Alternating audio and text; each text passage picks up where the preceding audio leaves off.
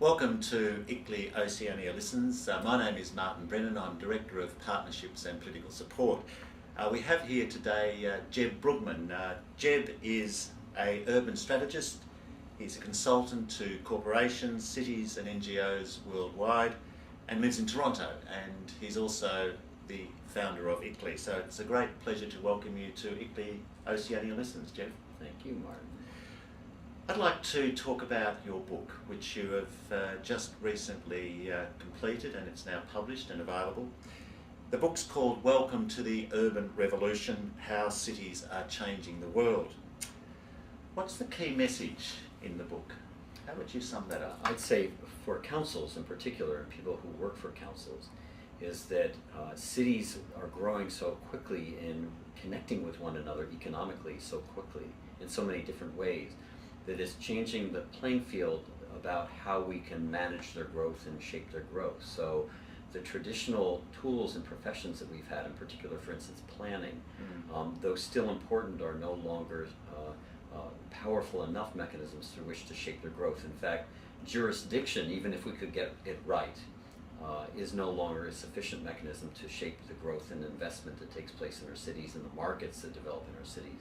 So I come to a counterintuitive conclusion that it's actually at the level of urban design, at the working units of the city, where you align the often competing interests of people within specific spaces in cities. It's by designing solutions that serve all those competing interests that we actually align interests and make our cities more governable and actually can govern their growth. Right. And is the city government one of those competing sort of organisations, or, I mean, what's the role of the city government then in terms of these competing forces or competing interests? Well, around the world, city governments play many different roles. Yes. In some parts of the world, they're part of the informal criminal economy. In other parts of the world, they're the facilitators of progressive change within their cities.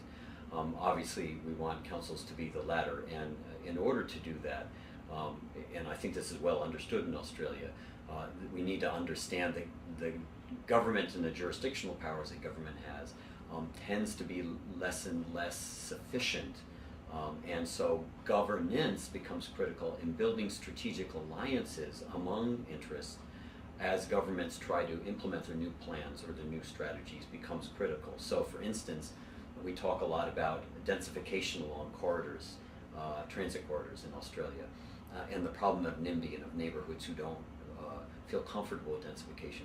We need to think strategically about the alliances in those spaces that share an interest around transforming those places and creating better density and mixed use along those places before we roll out our plans, so that there is a constituency that both will benefit from and understand and co-advocate with the council those kinds of agendas.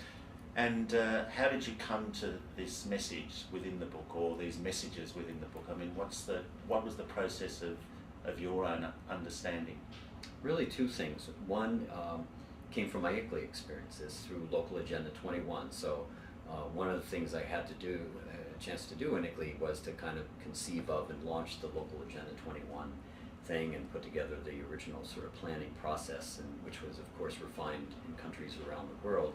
But we had the notion that this progressive agenda of sustainable development could be implemented in cities through stakeholder-based planning and governance. And after 10 years of doing that, I came to the realization that Local Agenda 21 wasn't speaking to the core self-interest, the core economic interests that actually bring people to the city.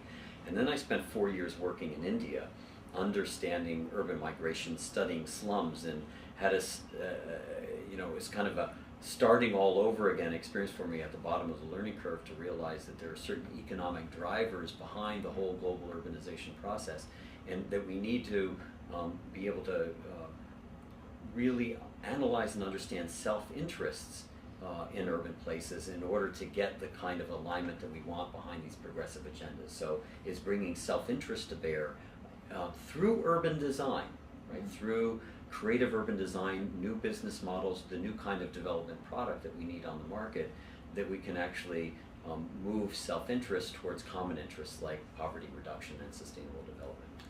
And what is ICLEI's role in this transformation? I mean, we've had 1990 to now almost 2010, 2009. how does ICLEI respond to this urban revolution and this transformation that's needed in our cities?